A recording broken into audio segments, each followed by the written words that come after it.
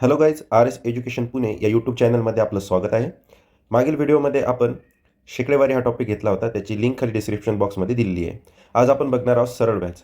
ठीक आहे, चला तर सुरू करूया.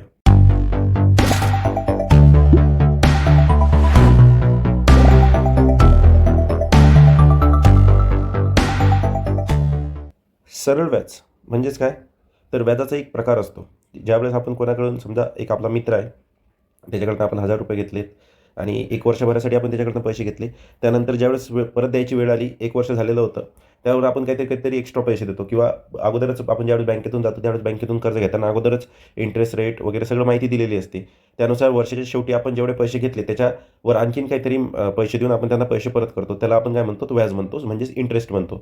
आता इंटरेस्ट हा 2 प्रकारचा असतो. ठीक आहे, इंटरेस्ट हा 2 प्रकारचा असतो.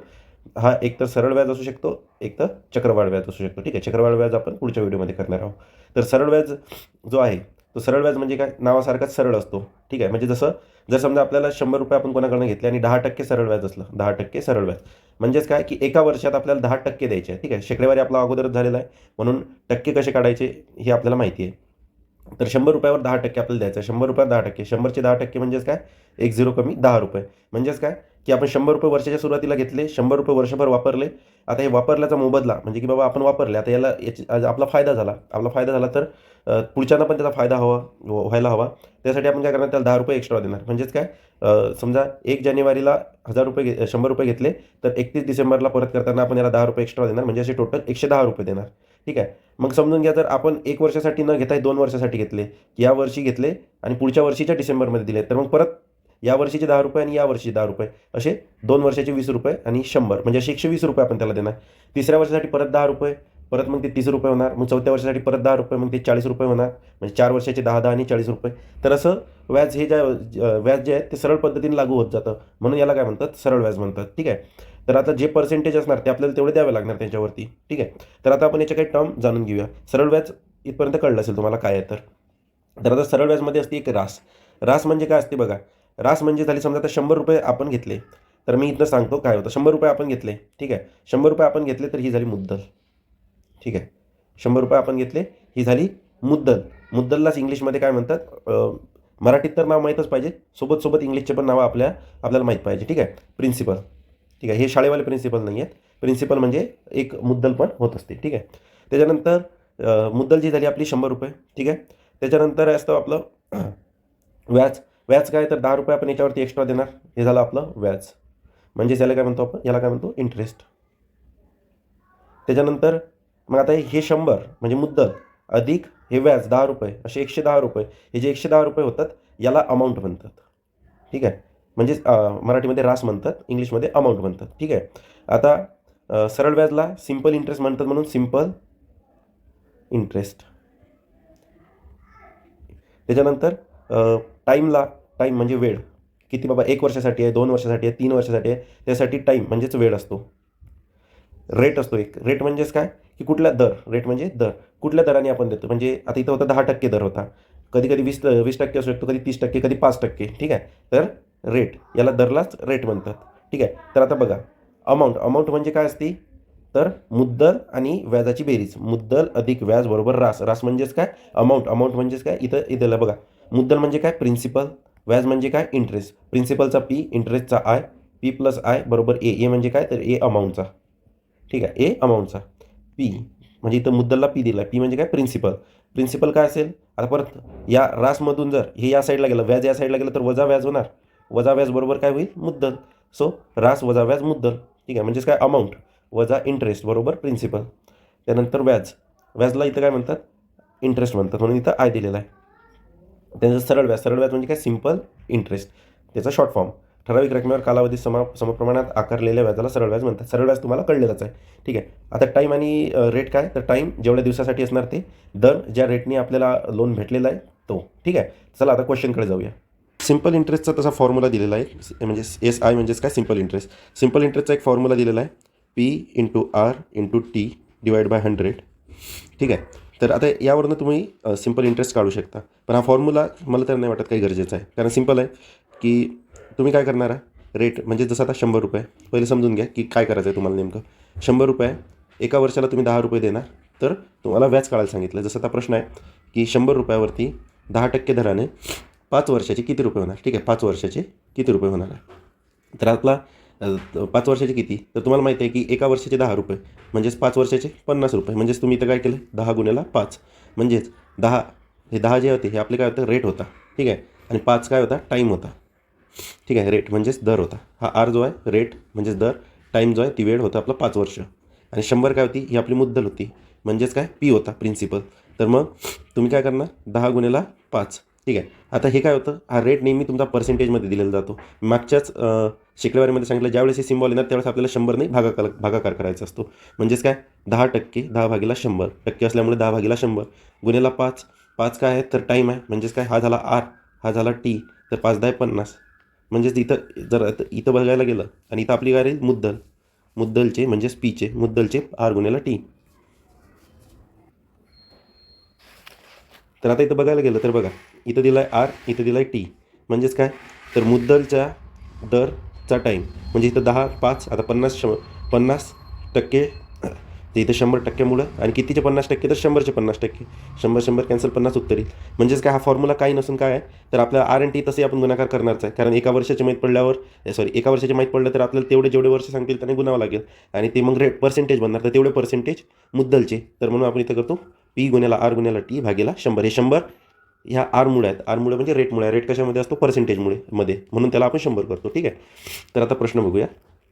पहिला प्रश्न आहे बघा, अविनाशने 12,000 रुपये रक्कम दर 6 दशे, अर्थ काय होतो, दर साल दर शेकडा म्हणजे 100, दर साल दर शेकडा 12 दराने म्हणजे 12%. ठीक आहे, 12%ने 5 वर्ष मुदतीसाठी व्याजाने घेतली, तर त्याला एकूण सरळ व्याज किती द्यावे लागेल? तर मी पहिलं सिंपल फॉर्म्युला सांगतो आणि नंतर डायरेक्ट कसं करायचं ते सांगतो.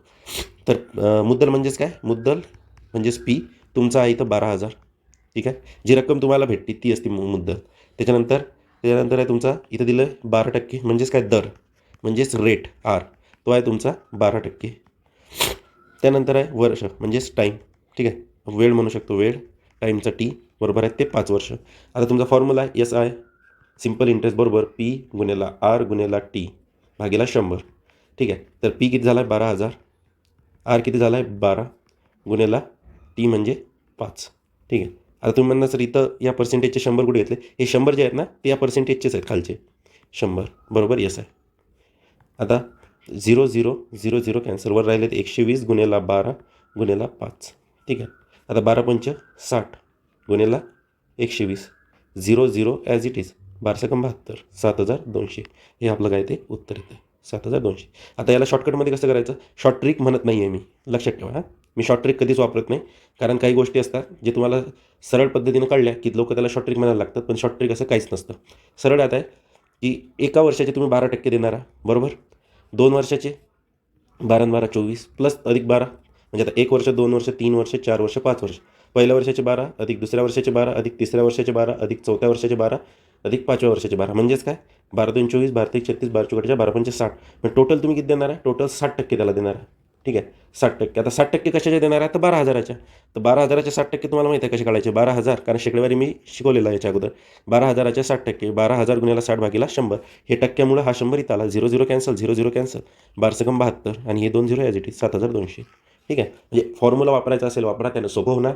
पण जर काही वेळेस तुम्हाला फॉर्म्युला कळला असेल तर तो नेहमी वापरून किंवा पाठांतर करण्याची गरज नाही. ठीक आहे, नेक्स्ट क्वेश्चनकडे जाऊया.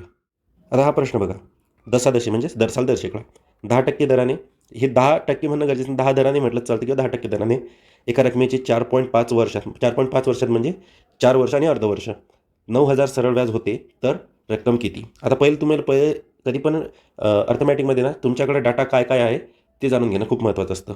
आता हे 10% दराने म्हणजे हा काय झाला आपला रेट, 4.5 वर्ष म्हणजे हे झाला आपला टाईम, 9,000 सरळ व्याज होते. हां, हे 9,000 काय आहे, तर सरळ व्याज आहे, म्हणजेच हे एस आय आहे आपलं, सरळ व्याज होते. तर ती रक्कम किती?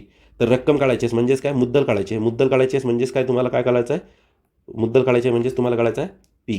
ठीक आहे, तर आता आपण बघा आपला फॉर्म्युला काय, S I, simple interest P गुणिला आर गुणिला टी भागीला 100. ठीक आहे, एस आय दिलेला आहे ऑलरेडी, जो आहे 9,000.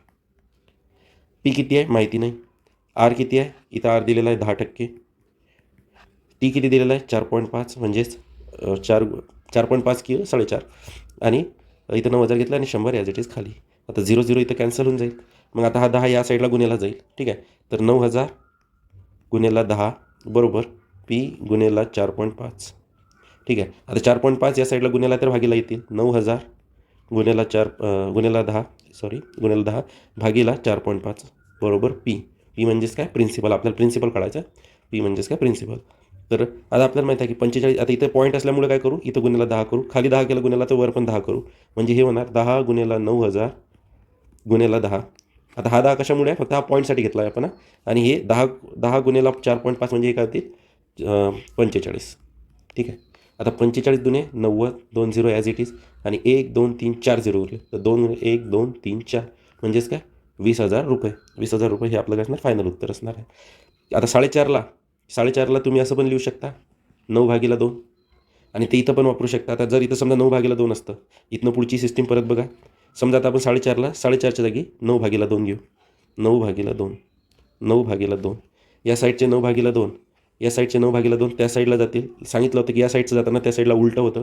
म्हणजेच पुढची स्टेप पूर्ण बघून घ्या. पुढची स्टेप होईल 9,000 गुन्हेला 10.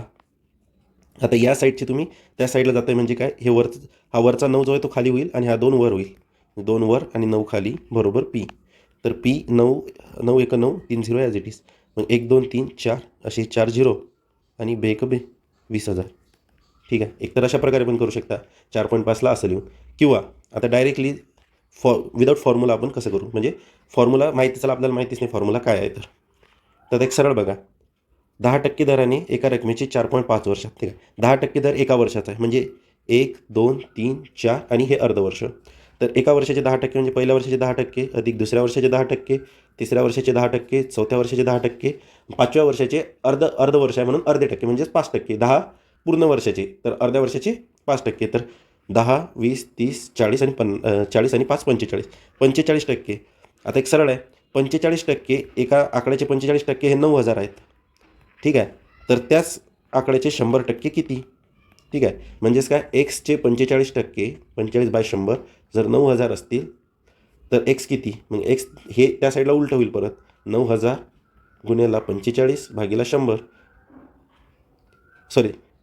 100 वर जातील. 100 गुन्हेला भागीला 45.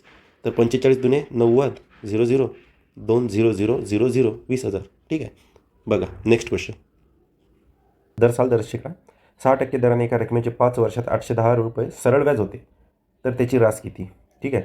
आता काय झालं आपला हे 6% दर आहे म्हणजेच काय? रेट दिलेला आहे आर. 5 वर्ष म्हणजेच काय? टाईम दिलेला आहे टी. 810 सरळ व्याज आहे. सरळ म्हणजे सिम्पल आणि व्याज म्हणजे इंटरेस्ट. सिम्पल इंटरेस्ट असा होतं. ठीक आहे. होते. तर त्याची रास किती? तर आता आपला फॉर्म्युला एस आहे बरोबर पी गुन्हेला आर गुन्हेला टी भागीला 100. तर आता एस आहे आपली किती आहे? 810 बरोबर पी किती आहे? प्रिन्सिपल आपल्याला माहिती नाही तोच काढायचा आहे. त्याच्यानंतर आर म्हणजेच रेट 6% आणि दर टाईम म्हणजेच 5. ठीक आहे. भागीला 100. तर 6 पंचे 30 पी गुन्हेला 30 भागीला 100 बरोबर 810. आता 100 या साईडला जाईल तर आणि 30 खाली येईल 100 वर जाईल. तर 810 गुन्हेला 100 भागीला 30 बरोबर पी. ठीक आहे. 0 0 कॅन्सल. 3 27 81 नाहीतला जरी 270 गुणिले 10 2700. ठीक आहे. 2700 हे काय असणार? आपलं प्रिन्सिपल असणार. इथं 2700 दिलेलं आहे पण आपला ॲन्सर 2700 नाही आहे. का 2700 ॲन्सर नाही आहे? कारण इथं त्याच्या कधी पण ना जोशमध्ये प्रश्न सोडून नाही टाकायचे. कारण असे काही प्रश्न असतात जे दिसायला सोपे असतात पण तेच तुमची चुकी करून घेतात, तुमच्याकडून चुकून घेतात. जसं आता इथं दिलं आहे होते तर त्याची रास किती? रास काढायची आहे. मुद्दल नाही विचारलेलं आहे आपल्याला. रास सुरुवातीलाच आपल्याला सांगितलेलं होतं. रास काय आहे? तर रास आहे तर रास होणार आपली म्हणजेच अमाऊंट जी की होते मुद्दल म्हणजेच पी प्लस इंटरेस्ट आय म्हणजेच काय? मुद्दल अधिक व्याज. मुद्दल अधिक व्याज मिळून आपला रास होत असते. तर आपली मुद्दल किती आहे? मुद्दल म्हणजेच पी किती आहे? पी आहे आपला 2700. व्याज किती आहे आपलं? तर व्याज आहे आपलं 810. इथं दिलेलं आहे सरळ व्याज जे आहे ते 810 आहे. तर आपली रास किती असायला हवी? 10 ॲज इट इज. 27 आणि 8 27 आणि 8 तर कसं करायचं? 27 आणि 7 14 आणि 15 म्हणजेच 35. 3510 हे आपलं कन्फर्म उत्तर असायला पाहिजे. ना की 2700 हे नसेल. यापैकी नाही. इथं 3610 आहे. परत बघा म्हणजे किती कन्फ्युजिंग आहे. इथं 3610 दिलं आहे, इथं 2700 दिलं आहे. म्हणून यापैकी नाही हे आपलं उत्तर परफेक्ट आहे. लक्षात ठेवा. रास सांगितली तर आपल्याला प्रिन्सिपल प्लस इंटरेस्ट हे दोघं मिळून घ्यावं लागेल. कार्तिकने 18,000 रुपये कर्जाऊ रक्कम सरळ व्याजाने घेतली. जर त्याने 4 वर्षानंतर 27,720 रुपये व्याजासह परत केले तर दर साल दर शेकडा तर किती? ठीक आहे. तर कार्तिक आहे एक व्यक्ती, त्यानं 18,000 रुपये घेतलेले आहे. सरळ व्याज आहे, 4 वर्षासाठी घेतले आणि मग 4 वर्षानंतर 27,720 रुपये त्यानं परत केले. तर आपल्याला दर ओळखायचा आहे. आता फॉर्म्युला आपल्याजवळ एकच आहे, यस आहे बरोबर पी गुणेला आर गुणेला टी. ठीक आहे. आणि खाली 100. आता हे 18,000 जे घेतले, जे आपल्या कामा पडले, जे आपण उपयोगी केले, ते आपलं मुद्दल असते. मुद्दल म्हणजेच काय? पी. आता हे तर माहीत नाही, रेट माहिती नाही आपल्याला, कारण तोच काढायचा आहे आपल्याला. आणि 4 वर्षानंतर म्हणजेच काय? पिरियड किती होता? 4 वर्षाचा पिरियड होता, म्हणजे टाईम पण माहीत पडला 4 आहे म्हणून. 27,720 हे व्याजासह परत केले, म्हणजेच काय? मुद्दल हे 18,000 तर त्यात आहेच, प्लस त्याच्यामध्ये व्याज पण आहे. म्हणजेच काय? हे 27,720 काय? रास आहे. रास काय आहे? तर 27,720 व्याजासह परत केले. म्हणजे लक्षात ठेवा की मुद्दल आहे, त्याच्यामध्ये व्याज पण ॲड आहे. व्याज सोबत आहे. सह म्हणजे काय? सोबत. तर सोबत आहे मुद्दलच्या. तर 27,720 याच्यामध्ये व्याज पण आहे. तर आपण व्याज काढू पहिले किती होतं. तर 27,720 त्याला दिले. ॲक्च्युली आपल्याला भेटली, आपण वापरले किती? 18,000. म्हणजेच काय? तर आपण शिल्लक किती दिलेत? तर शिल्लक दिलेत आपण 9,720 रुपये काय दिलेत? शिल्लक दिलेले आहेत. म्हणजे हे काय असेल आपलं व्याज. म्हणजे व्याज शिल्लक दिलं आपण 9,720 त्याला. ठीक आहे. तर 9,720 आपल्याला काय भेटलं? एस आहे. यालाच आपण एस आहे म्हणतो, व्याजालाच काय म्हणतो? एस आहे. तर 9,720 बरोबर प्रिन्सिपल किती आहे? 18,000. रेट किती आहे? तर माहिती नाही म्हणून आर जसं तसा. टाईम किती आहे? तर 4 वर्ष भागीला 100. 0 0 0 0 कॅन्सल. राहिलेत किती? 180 गुणेला आर गुणेला 4. आता हे 4 पण डिवाईड, म्हणजे इकडे या साईडला भागीला जाणार आणि 180 पण भागीला जाणार. तर 9,720 9,720 भागीला 180 भागीला 4. ठीक आहे. 4 पण भागीला आणि 120 पण भागीला बरोबर आर. तर 0 0 कॅन्सल. पहिलं आपण 4 भागून घेऊ. 4 1 4 दुने 8, खाली उरला 1, 4 चूक 16, खाली उरला 1, 4 त्रिक 12. म्हणजेच काय? पुढे कसं होईल? 243 भागीला 18. 18चा टेबल येत असेल तर ठीक, नाहीतर मग आणखी 3 किंवा 6 किंवा 9 डिवाईड होतं का ते बघा. 3ची कसोटी काय? 4 आणि 2 6 आणि 3 9, म्हणजे भाग जाणार आहे 3. 9नी पण भाग जाणार आहे. तर 9 दुने 18, 9 दुने 18 आणि खाली उरले 6, 9 7 63. 27 भागीला 2, 27 4 दे किती होतील मग? 27 4 दे होतील 13.5. तर हे आपलं काय असणार? पर्सेंटेज उत्तर 13.5. ठीक आहे. आता एवढं करण्याची गरज आहे का? नाही, सिम्पली पण करू शकतो. बघा कसं, की आपल्याला माहिती आहे, समजा 100 रुपये दिले असते त्या व्यक्तीला. 100 रुपये दिले आपण एखाद्याला. ठीक आहे. आणि 100 रुपयाचं काय झालं आहे? 4 वर्षासाठी दिलेले आहेत आणि रेट आपल्याला माहिती नाही. तर आपण डायरेक्टली काय करायचं? 18,000 म्हणजे 27,720 हे 18,000चे किती टक्के आहेत ते पाहायचं. 18,000 गुणिला 100 किती टक्के आहेत? तर 0 0 कॅन्सल. 0 0 0 0 पण कॅन्सल. राहिला आहे तर 18. तर 9 दुने 18, 9 त्रिक 27, 9 8 72, 308 भागीला 2, बे 15 30, बे चूक 8 म्हणजे 154. तर हे काय? 18,000चे 27,720 154 टक्के आहेत. 154 टक्क्यामध्ये लक्षात ठेवायचं 100 रुपये असणार तुमची मुद्दल आणि 54% काय असणार? व्याज. पण हे 54% जे व्याज आहे, हे 54% आहे 4 वर्षाचं. म्हणजेच एका वर्षाचं किती? 54 भागीला 4, तर 4 1 4, खाली उरले 14, 4 त्रिक 12, खाली उरले 2, 4 पंचे 20. तर असं पण काढू शकता. ठीक आहे. 13.5 हे आपलं काय असणार? उत्तर. 10 13% दराने 3,500 रुपये मुद्दलाची किती वर्ष मुदतीत 4,865 रुपये रास होईल? ठीक आहे. आता परत बघा काय म्हणलं आहे? 13% दराने, दर म्हणजेच काय? रेट. 3,500 रुपये मुद्दलाची, मुद्दल आहे म्हणजेच काय? Principal P. किती वर्ष मुदतीत 4,800 रास. रास म्हणजेच काय? अमाऊंट. इथं लिहितो मी प्रिन्सिपल अधिक इंटरेस्ट. रास म्हणजेच मुद्दल अधिक व्याज. रास होईल म्हणजे 4,865 काय व्हायला पाहिजे? रास व्हायला पाहिजे. आता परत बघा, 3,500चे जर 4,865 होत असेल तर व्याज किती दिलं आहे आपण? म्हणजेच काय? 4,865 वजा 3,500, 5 6 8 5 3 4 3, म्हणजे काय? 1,365 रुपये आपण काय देतोय? जास्त देतोय. जास्त देतोय म्हणजे हेच काय झालं? इंटरेस्ट. इंटरेस्ट म्हणजेच काय? एस आहे. फॉर्म्युला काय? एस आहे बरोबर पी गुणेला आर गुणेला टी भागीला 100. तर पी काय आहे? प्रिन्सिपल 3,500. आर किती आहे? रेट 13. टाईम किती आहे? तर तोच आपल्याला काढायचा आहे. इथं ऑप्शनमध्ये पण वर्ष वर्ष दिलं आहे ना. वर्ष वर्ष म्हणजेच काय? टाईमच असणार. टाईम काढायचा आहे आपल्याला.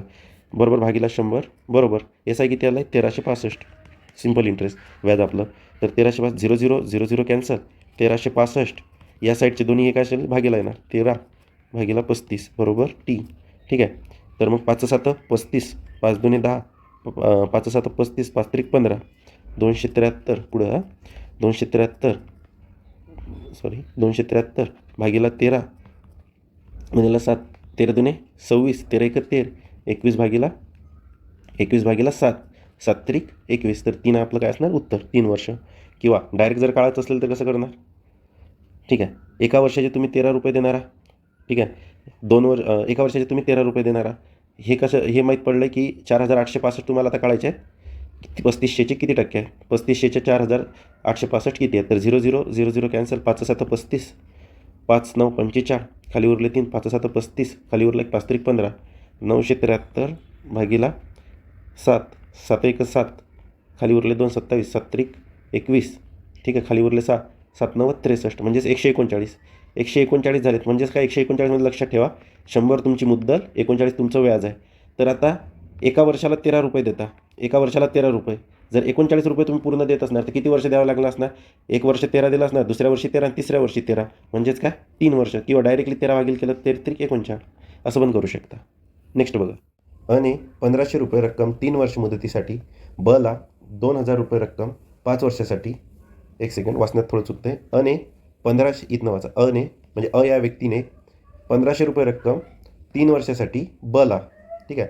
अने ब ला दिली 1500 रुपये रक्कम 3 वर्षासाठी, आणि 2000 रुपये रक्कम दिली क ला दिली 2000 रुपये रक्कम 5 वर्षासाठी, सरळ व्याजने दिली, ठीक आहे. दोघांकडून ला एकूण 1160 रुपये मिळाले. तर व्याजाचे दशादशी किती, म्हणजे हे व्याज होतं, ठीक आहे. क्वेश्चन परत समजून घ्या. हा व्यक्ती आहे. अनं ब ला आणि क ला पैसे दिले. ब ला दिलेत 1500, 3 वर्षासाठी, ठीक आहे. 1500 हे झाली मग आपली काय प्रिन्सिपल म्हणजेच मुद्दल. 3 वर्षासाठी, वर्ष आहे म्हणजेच काय टाईम आहे, तर 3 वर्षासाठी. रेट माहीत आहे का, तर रेट आपल्याला माहिती नाही. क ला किती दिले, क ला दिलेत हेच पी म्हणजेच प्रिन्सिपल म्हणजेच मुद्दल 2000. टाईम किती आहे, टी म्हणजेच 5 वर्ष, ठीक आहे. आणि रेट काय याचा पण आपल्याला माहीत नाही म्हणून क्वेश्चन मार्क, ठीक आहे. म्हणजे आपल्या दोघांचा पण काय माहीत आहे, प्रिन्सिपल आणि टाईम, पण रेट माहीत नाही. रेट म्हणतो दोघांचा पण सेमच आहे, तर दशादशी किती.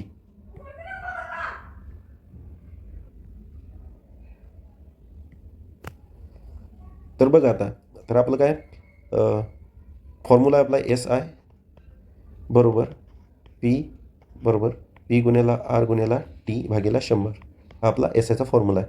आता आपल्याला लक्षात ठेवायचं आहे की आपल्याला SI एकच मिळतो आहे का नाही, बचा इंटरेस्ट वेगळा मिळेल, कचा इंटरेस्ट वेगळा मिळेल. आणि बचा इंटरेस्ट म्हणजेच बचा इंटरेस्ट आणि कचा या दोघांची बेरीज प्लस या दोघांची बेरीज किती होती म्हणला, तर 1160. मग आपल्याला फॉर्म्युले पण 2 वापरावं लागेल ना. म्हणजेच जसं उदाहरणासाठी घेऊन इथं उदाहरणासाठी घेऊया,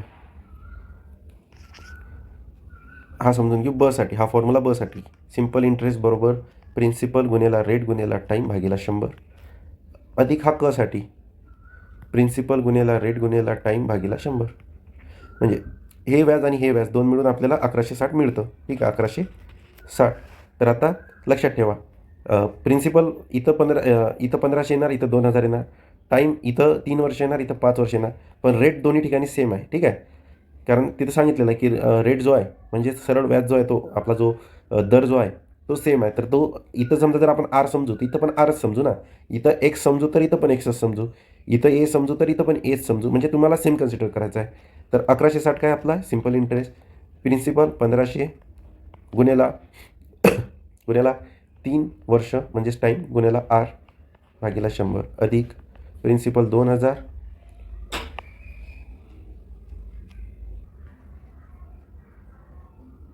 तर प्रिन्सिपल कची 2000 गुणेला टाईम किती आहे 5 वर्ष, ठीक आहे. ज्याचा टाईम त्याच्यासोबत आला पाहिजे. 5 इथं आणि 3 इथं केलं तर चुकणार, बरोबर. इंटू आर म्हणजेच काय रेट भागीला 100. तर आता हे सगळं आपलं अगोदर झालेलं आहे की कॅल्क्युलेशन कसे करायचे काय करायचे. तर 0 0 0 0 कॅन्सल, 0 0 0 0 कॅन्सल, 15 त्रिक 45, 15 त्रिक 1 सेकंड 1160 बरोबर 45 आर म्हणजेच इथं आलेलं इथपर्यंतचं, आणि 20 पंचे 100, 100 आर अधिक 100 आर. तर दोघं मिळून काय झालं आपले 145 आर बरोबर 1160. आता 145 या साईडला येईल, 1160 भागीला 145 बरोबर आर. तर 5 दुने 10, 5 9 45, 5 दुने 10, 5 त्रिक 15, ठीक आहे. आणि 5 दुने 10. 232. ठीक आहे. आता 29चा टेबल कदाचित नसेल तर 9च्या टेबलमध्ये 2 कधी येतो? जर 9 1 9, 9 2 18, 9 3 36, 9 4 36, 9 5 55, 954, 9 8 72, 9 8 72. 8मध्ये 2 येतो बघा. 9 8 72. म्हणजे 2 शेवटी कधी येतो? ज्यावेळेस 9ला 8ने गुणाकार होतो. म्हणजेच कदाचित असं होऊ शकतं की 29 गुणिले 8 केलेलं असतील. तर एक करून बघू. 29 गुणिले 8, 9 8 72, चला 1, 8 2 16, 16 7 23, म्हणजे 232. तर बरोबर आर किती ना आपला 8. 8 म्हणजेच काय 8%. तर 8 जे आहे ते आपलं फायनल उत्तर असणार. एका रकमेची सरळ व्याजाने 2 वर्षाची रास 2160 रुपये व 5 वर्षाची रास 2700 रुपये होते. तर व्याजाचा दर साल दरशी काळा दशादशी किती? दर किती? ठीक आहे. तर आता 2 वर्षात 2160, 5 वर्षात 2700. आता बऱ्यापैकी लोकांना याचं कन्फ्युजन होतं कसं काय, कारण याच्यात आपल्याला काय लागते? पी गुणिला आर गुणिला टी. तर आता वेळ दिलेला आहे पण 2 वेगवेगळे वेळ, रेट दिलेला नाही, प्रिन्सिपल दिलेलं नाही, तर काढायचं कसं? सिम्पल इंटरेस्ट पण दिलेलं नाही आहे. ठीक आहे. तर आता याला थोडंसं डोकं लावायचं. समजा 1 2 3 4 5 हे 5 वर्ष आहेत. या दुसऱ्या वर्षी अमाऊंट होती म्हणजेच रास होती. रास आणि अमाऊंट हे फक्त लक्षात हे फिट आपल्या डोक्यात ठेवा की आपल्याला काय पाहिजे? रास म्हणजेच काय? मुद्दल अधिक इंटरेस्ट. तर ते पूर्ण मिळून अमाऊंट आपली होती 2160 आणि 5व्या वर्षी होतं ते, म्हणजेच इथे लिहितो मी थोडं प्रिन्सिपल अधिक इंटरेस्ट हे दुसऱ्या वर्षी होतं 2160 आणि 5व्या वर्षी आहे 2700. म्हणजेच काय की यांच्या दोघांमध्ये बघितलं तर 3 वर्षाचा गॅप पडणार. म्हणजेच काय 5 वजा 2 वर्ष बरोबर 3 वर्ष. म्हणजे 3 वर्ष यांच्यामध्ये हे वाढत गेलं असणार, इंटरेस्ट वाढत गेला असणार. तर आणि दरवर्षी इंटरेस्ट काय असतो? सेम असतो. ठीक आहे. जर मागच्या वर्षी 10 असेल तर या वर्षी 10 असेल आणि पुढच्या वर्षी 10 असेल. तर आता आपण डायरेक्टली पहिले काय करू? 2700 आणि 2160मधला फरक काढू. यामुळे काय होईल? आपल्याला 3 वर्षामध्ये नेमकं अमाऊंट किती वाढली हे कळेल. ठीक आहे. 5 वर्षाचे होते तेव्हा 2700, 2 वर्षाचं होतं त्यावेळेस 5 वर्षाचं 2700, 2 वर्षाचं 2160. म्हणजेच काय 40, 26मधून 5, 26मधून 21 5, 540. 5 वजा 2 बरोबर 3. म्हणजे काय 3 वर्षात 540 रुपये वाढलेत. 3 वर्षात 540. ठीक आहे. 3 वर्ष 540 रुपये वाढलेत. तर 1 वर्षात किती वाढले असणार? 1 वर्षात वाढले असणार 540 भागिले 3, 3 18 54. म्हणजेच काय 180 रुपये. 180 रुपये. एका वर्षात 180 रुपये वाढले असतील. ठीक आहे. आता इथपर्यंत आलो. आता इथं बघा, इथपर्यंत आलो आपण 180. इथपर्यंत सगळ्याला कळलं असेल असा अंदाज आहे. 180 रुपये तुमचे एका वर्षात वाढतात. मग पहिल्या वर्षी असणार प्रिन्सिपल, म्हणजेच आता इथं मराठीत लिहितो मुद्दल असणार पहिलं वर्ष अधिक व्याज पहिलं वर्ष. मग अधिक असेल मुद्दल पहिल्या वर्षाचं व्याज अधिक दुसऱ्या वर्षाचं व्याज. बरोबर. मुद्दल असेल पहिल्या वर्षाचं व्याज पहिलं वर्ष आणि दुसरं वर्ष, फर्स्ट अँड सेकंड. म्हणजेच आता हे जे 2160 झाले हे सुरुवातीला काहीतरी मुद्दल असेल. मग त्याच्यानंतर कारण 180 दरवर्षी वाढू राहील ना, तर 180 पहिल्या वर्षाचं, 180 दुसऱ्या वर्षाचं, असं मिळून हे किती झालं असणार? 2160. आता जर हे असं मिळून 2160 झालं असेल तर आता हे इथं बघा इकडं असं बनवून मुद्दल अधिक पहिल्या वर्षाचं व्याज 180, दुसऱ्या वर्षाचं व्याज 180, 2 वर्षानंतर झाले 2160. तर मग 180 आणि 180 360. मुद्दल अधिक 360 बरोबर 2160. आता 2160 हे या साईडला जाईल तर वजा होईल. मुद्दल बरोबर 2160 वजा 360. 60तून 60 गेले 0, 21मधून 3 गेले 18. मुद्दल बरोबर किती असणार आपली? 18. तर 1800 हे काय असलं पाहिजे आपली मुद्दल. आता इथपर्यंत आलो. आता आपल्याला काय भेटली? मुद्दल भेटली. मुद्दल आहे आपली 1800. आता परत नवीन, कारण आपल्याला दर विचारलेला आहे, मुद्दल विचारलेला नाही. तर काय म्हणतोय? दर किती आहे? तर आता दर काढू. आता सोपा आहे दर. 1800वर तुम्ही एका वर्षाला किती देत होते व्याज? 1 वर्षाचं. 1 वर्षाचे एका वर्षाचे व्याज. एका वर्षाचे व्याज किती देता तुम्ही एका वर्षाचं व्याज? तर 180 रुपये देता. तर आता 1800चे 180 किती टक्के होता? 180 भागिले 1800, किंवा डायरेक्ट केलं तरी माहीत असेल की 1800तून 1 0 काढला तर 10% होतं. मग 0 0 0 0 कॅन्सल, 18 10 180. म्हणजेच काय 10% काय असणार? दर असणार आहे. ठीक आहे. कळलं असेल अशी अपेक्षा करतो, कारण क्वेश्चन थोडासा ट्रिकी आहे पण एवढा पण अवघड नाही जेवढं तुम्ही समजताय. ठीक आहे. 1-2 वेळेस प्रॅक्टिस केली की तुम्हाला लक्षात येईल की काय आहे. तर फक्त काय करायचं, या वर्षातनं हे वर्ष वजा करायचं, जेवढे वर्ष उरतील या दोघांच्या मधला जो डिफरन्स आहे त्याला भागायचं. 1 वर्षाचं व्याज मिळणार, 1 वर्षाचं व्याज मिळले की तुम्हाला कळून जाईल, त्याच्यातनं ते मायनस करायचं. ठीक आहे. नेक्स्ट बघू. 2 वर्ष मुदतीत 800 रुपये मुद्दलावर मिळणारे सरळ व्याज हे 500 रुपये मुद्दलवर मिळणाऱ्या सरळ व्याजापेक्षा 36 रुपयांनी जास्त आहे. तर व्याजाचा दर शेकडा दर किती? ठीक आहे. 800 रुपयावर 2 वर्षाचं जेवढं व्याज मिळतं आहे, म्हणजेच काय आपण समजू 800 रुपयाचं पी गुणिला आर गुणिला टी भागिला 100. हे जे व्याज मिळणार 800वर, हे सरळ व्याज हे 500 रुपये मुद्दलावर मिळणाऱ्या सरळ व्याजापेक्षा ते 36 रुपयांनी जास्त आहे, म्हणजे ही अमाऊंट जास्त आहे 500 रुपयावर, म्हणजे 500 रुपयाची मुद्दल असताना. ठीक आहे. तर याच्यातून जर P गुणिले R गुणिले T वजा केलं तर किती येतं? 36 येतं. परत सांगतो बघा. समजा 800 रुपये मुद्दल असेल P, टाईम 2 वर्ष असेल, रेट माहिती नाही, रेट काढायचा आहे, आणि रेट समजा R असेल, तर याचं जे व्याज येईल इथनं आपल्याला SI मिळणार, आणि ही SI जी असेल यातनं आपल्याला SI मिळणार. ह्या SIमधनं परत 500 रुपये प्रिन्सिपल आणि 2च वर्ष आहे, टाईम 2 वर्ष असेल, रेट समजा सेम आहे, हा रेट सेम आहे RR, तर याच्यावरून म्हणजे या 500चा इंटरेस्ट मिळणार. तर ह्या इंटरेस्टमधनं ह्या इंटरेस्टमधून जर हा इंटरेस्ट वजा केला तर आपल्याला 36 रुपये मिळतील. का? कारण ही 36 रुपयांनी याच्यापेक्षा जास्त आहे. तर आता अमाऊंट टाकू. P पहिल्या याच्यात 800 गुणिले R माहिती नाही, T किती आहे? 2 वर्ष भागिला 100 वजा P किती आहे? 500, यातला रेट किती आहे माहीत नाही, टाईम किती आहे? 2 वर्ष भागिला 100, तर उरतात 36. तर 0 0 0 0 कॅन्सल, 0 0 0 0 कॅन्सल. 8 दुणे 16, 16R वजा 5 दुणे 10R बरोबर 36. तर 16मधून 10 गेले, 6R बरोबर 36. देन R बरोबर 36 भागिला 6, 6 6 36. तर रेट किती असेल आपला? 6%. ठीक आहे. सरळ व्याजाने एका रकमेची दाम दुप्पट होण्यास 6 वर्ष लागतात, तर त्याच रकमेची त्याच दराने 5पट रक्कम होण्यास किती वर्ष लागतील? हा क्वेश्चन बऱ्याचशा लोकांना ट्रिकी वाटतो, अवघड वाटतो, पण तसं काहीच नाही, सिंपल आहे. बघा, सरळ व्याजाने एका रकमेची दाम दुप्पट होण्यास 6 वर्ष लागतात. म्हणजे समजून घेऊ आपण, 100 रुपये जर आपली हे असेल, मुद्दल असेल, तर ती दाम दुप्पट म्हणजेच काय, 100चे 200 होते, 100चे 200 होतं, पण हे 200 होण्यास किती वर्ष लागतात? इथून इथपर्यंत यायला 6 वर्ष लागतात. या 100पासून 200वर यायला 6 वर्ष लागतात. तर ते म्हणतात त्याच रकमेची 5पट रक्कम होण्यास, म्हणजेच काय, 100चे 500, 100चे 500 व्हायला किती वेळ लागेल? आता बघायला गेलं तर 100चे 200 झाले, म्हणजेच काय, 100 तर पहिलेच होते, वाढले किती? 100च वाढलेत ना. 100 वाढलेत, तर 100 हे जे वाढलेले आहेत, 100 वाढलेले आहेत, ते किती वर्षात वाढले? तर 6 वर्षात वाढलेत. जर 100 6 वर्षात वाढतात, आता इथं बघा 100चे 500 होतात, म्हणजेच काय, वाढलेत किती ते सांगा? वाढलेत तर 400. ठीक आहे. इथं 400 वाढलेत.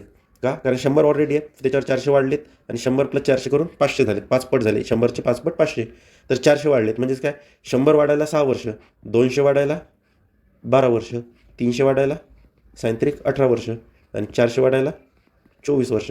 तर हे काय झालं? आपलं उत्तर 24 उत्तर असेल. ठीक आहे. अशा प्रकारे आजचा टॉपिक हा आपला संपलेला आहे.